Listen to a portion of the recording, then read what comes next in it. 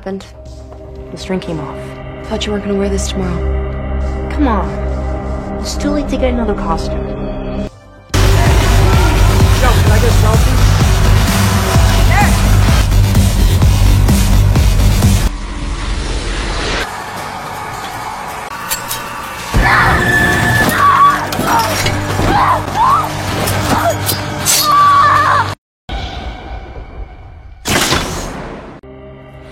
Film pertama diperlihatkan seorang dokter yang ngos-ngosan mencoba menggapai sebuah telepon dengan penuh luka di sekujur tubuhnya. Kemudian, si badut Art the Clown tiba-tiba datang dan menghabisinya.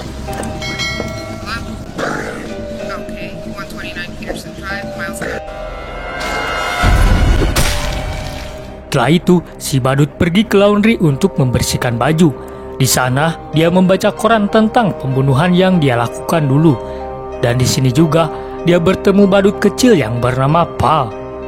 Pal ini dulunya manusia dan dia meninggal saat usia 10 tahun yang lalu.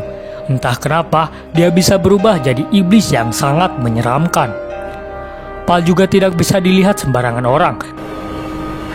Setelah selesai mencuci, mereka berdua pergi dan tidak lupa sedikit bersenang-senang. Scene film pindah berada di bulan Oktober saat perayaan Halloween. Kita berfokus pada keluarga Sienna. Di sini, Sienna sedang mempersiapkan baju Halloween-nya. Di sini juga terlihat pedang mendiang ayahnya yang ternyata sakti. By the way, dia tinggal bareng adiknya yang bernama Jonathan dan juga ibunya. Saat makan malam bersama, Jonathan juga ingin merayakan Halloween dengan memakai kostum badut Mills. Tetapi Sienna melarangnya, karena badut itu punya sejarah kelam tahun yang lalu sudah menghabisi 9 nyawa. Jonathan yang terobsesi mencari tahu informasi badut itu karena dikabarkan badut ini tidak pernah mati.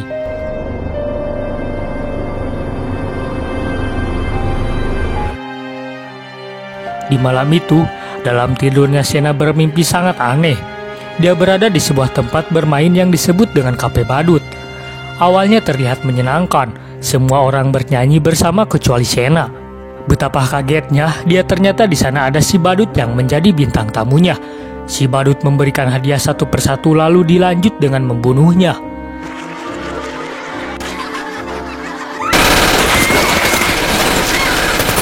Saat ingin membunuh Sienna, dia menemukan pedang lalu menghadang serangan badut dengan pedangnya. Tiba-tiba, kamarnya pun ikut terbakar dan bukan hanya sekedar mimpi, tapi itu adalah sebuah pertanda buruk bagi Sienna.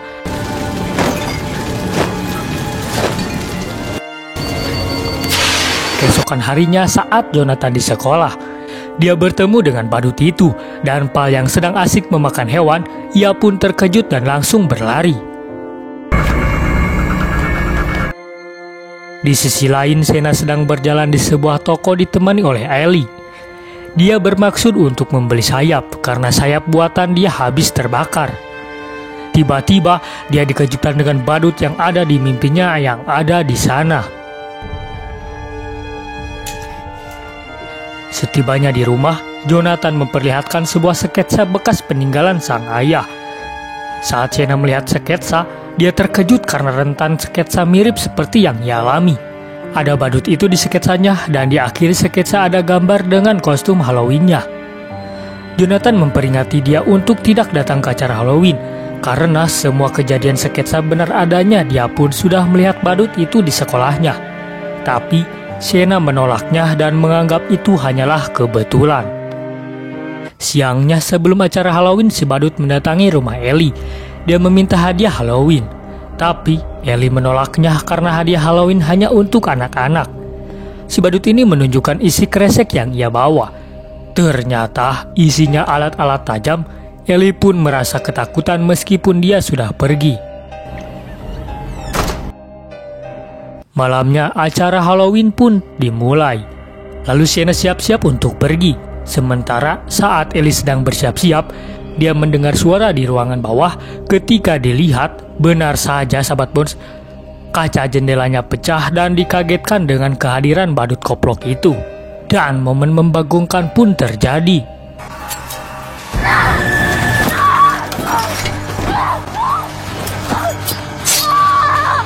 Ibunya pun turun karena penasaran dengan suara-suara aneh di bawah. Pas dilihat ke kamar Ellie, betapa terkejutnya ia melihat si badut sedang mengukir-ngukir kaki Ellie yang masih hidup. Ke Shena yang sudah tiba di pesta. Di sana ada temannya juga yang bernama Brock dan pacarnya Jeb.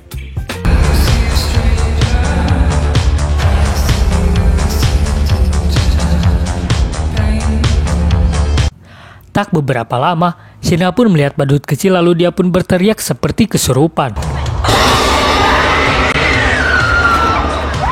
Sementara Jonathan di rumah merasa khawatir dengan kakaknya dan memberitahu kepada ibunya. Lalu saat ibunya turun ke basement, mobilnya sudah kotor dan diduga Jonathan yang melakukannya. He is in for a rude awakening. Saat ibunya mulai membersihkan kaca, ternyata si badut itu ada di dalam. Ketika Jonathan balik ke rumah, betapa kagetnya dia melihat jasad ibunya dan melihat badut-badut itu. Dia pun berusaha melarikan diri dan melawan.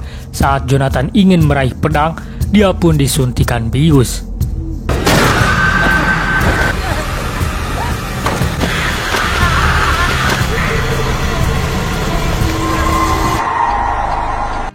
Shena, Brock, dan Jeb pulang duluan karena Shena bertingkah aneh. Di tengah jalan, Shena ditelepon Jonathan dan menyuruhnya ke suatu tempat. Padahal yang menelpon, dia adalah si badut, dengan menirukan suara Jonathan. Lalu Brock dan Jeb pun mengantarkannya.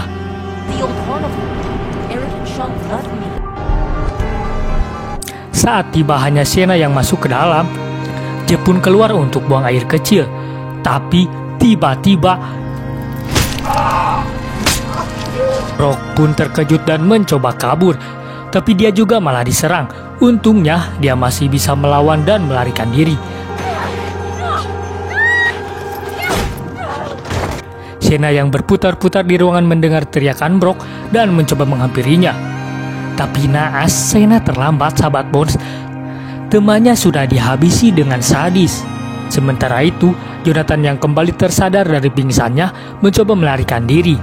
Tetapi selalu diketahui keberadaannya oleh si badut. Shena pun berusaha menyelamatkan adiknya dengan menyerang badut bertubi-tubi sampai akhirnya menancapkan linggis ke babatoknya.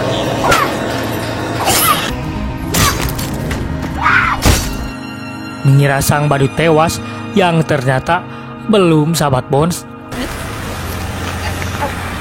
Jonathan pun menembak badut dengan shotgun, tapi masih belum modar juga nih, sahabat Bones. Shena yang sudah kehabisan tenaga pun didorong si badut dan dimasukkan ke dalam box berisi air. Shena pun tidak bisa keluar karena ada akar hidup yang menahannya sampai akhirnya dia pun kehabisan napas. Di sana ada pedang ayahnya yang tergeletak dan menjadi sumber kekuatan untuk Shena. Pedang itu pun mengeluarkan energi yang bisa menyembuhkan lukanya dan membangkitkan energinya. Saat si badut sedang menggerogoti kakinya Jonathan, Shena pun menusukkan pedang ke babatok si badut, lalu dia pun memenggalnya. Tiba-tiba si badut kecil pun muncul, tetapi dia tidak menyerang. Dia hanya mengambil kepala si badut dan kemudian pergi. Kita diperlihatkan scene di rumah sakit yang memperlihatkan ketika badut itu lahir kembali dari rahim seorang wanita yang bernama Victoria. Victoria ini merupakan korban dan peran utama di film pertamanya yang menjadi gilanya dengan wajah hancur karena penyiksaan. Dan film pun berakhir.